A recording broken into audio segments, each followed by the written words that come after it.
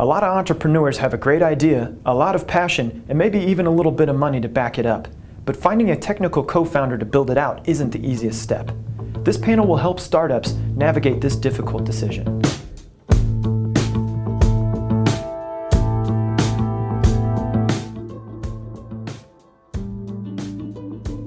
How do you approach Kansas City developers to be part of your co-founding team? How do you find those people? What kinds of questions do you ask? I always tell them, learn some programming languages yourself and give it a shot. And I say that sort of half tongue-in-cheek. I actually have known people who were marketing majors in college or what have you, and they picked up programming and within a year actually were able to build their own platform. There's so many languages like Ruby that are much easier to learn than, say, if you were trying to learn C++ on your own. I agree with that, because if you were to do the hard work yourself and you failed miserably, at least you know what happened. They say the plan itself doesn't matter as long as the art of planning is what is worth more, right? So let's say you develop a C++, you totally fail, but when I find a co-founder developer, my goal is to find a C++ developer as well as someone that was willing to listen to my vision and share my same vision and passion. Let's say I go to you and say, hey, I need someone on my team, let's have coffee. Right. And we'll have coffee, and it will first off, I'll see if me and you fit as a person, as a people, as partners. And then afterwards, your skill set may be viable at the moment, but until then, can we work together? And then I'll approach, slow roll it in, and then share you what I have, and then see if you can offer in contrast to what I have already. So how do you know if a developer's telling the truth? And by that I mean, there's a lot of people who say, oh, I've done this and that, and you may believe them, but at the end of the day, they may have been part of a much broader team, and that they're able to talk, but not necessarily walk Well, again, I know lots and lots of companies, as you do, that have wasted a lot of money because they didn't know whether the developer they hired was really good or not, or whether they knew what they were doing or not.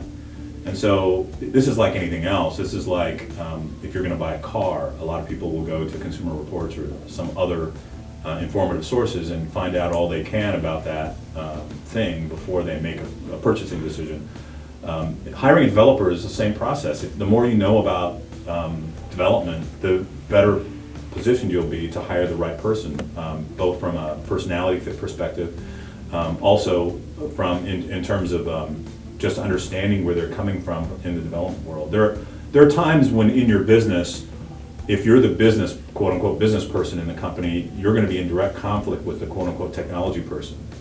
And so the easier it is for you to reach a common ground, whether it's the technologist being the kind of person who's willing to learn business, something you might want to think about in hiring a developer, or you as a business person wanting to know, knowing enough about development to understand what the middle ground is. That's, I think, really important to being successful later on.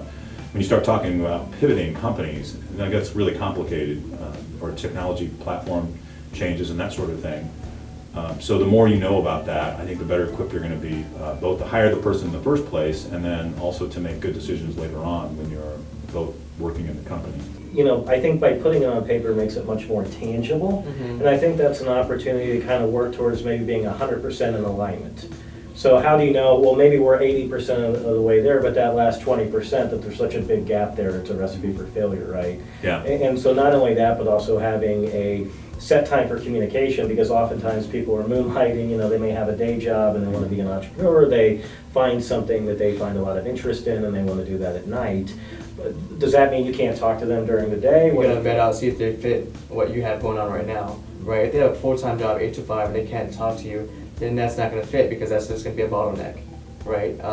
That's like anybody, if they develop well, they will develop well anytime they want to develop well, right? But then to find that person that fits the company's need as a co-founder, it's a little trickier, right? So let's say, to make sure that they're not deceiving you on what they're trying to achieve, like let's say they want to be an entrepreneur, but they can't because they have a full-time job, they have a family, then you have to make sure you account for all those variables.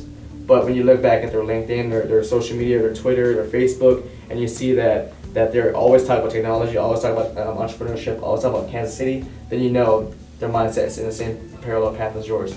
And one mistake these days is thinking that just offering equity is going to convince them to be part of your team. We've reached the point where there are so many people with ideas, good ideas, who are looking for developers that a lot of developers who I think are in the entrepreneurial world already have already been part of one or two or more companies. And they know that the value of equity is zero if your company never gets off the ground and never makes any money. And so I think it's getting harder and harder to convince somebody to come on board just by offering equity.